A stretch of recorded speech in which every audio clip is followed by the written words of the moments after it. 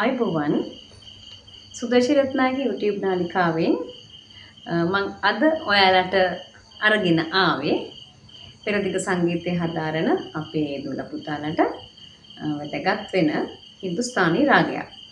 දුල පුතාලා දන්නවා අපෝස සාමාන්‍ය පෙළ විෂය නිර්දේශයට රාග පහක් නියමිතයි. ඒ රාග පහ බිලාවල්, කාෆි, භූපාලි, යමන් සහ බහිරවි. එතකොට මම අද ඔයගොල්ලොත් එක්ක ගයන්නේ භූපාලි රාගය. දැන් භූපාලි රාගය විශේෂයක් තියෙනවා. මේ රාගයේ ඖඩව ಜಾති රාගයක්. ඒ කියන්නේ ස්වර පහ බැගින් තමයි ආරෝහණය සහ අවරෝහණය දෙන්නේ.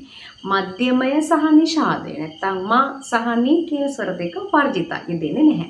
ඒතර අපි ආරෝහණ අවරෝහණ ගන්නකොට සා రీ ගා පා දා සා දා පා ගා రీ සා කියලා තමයි ගයන්නේ. අපි මුලින්ම ආරෝහණ අවරෝහණ ගයලා භූපාලි රාගයේ සර්ගම් ගීතේ ගයනවා.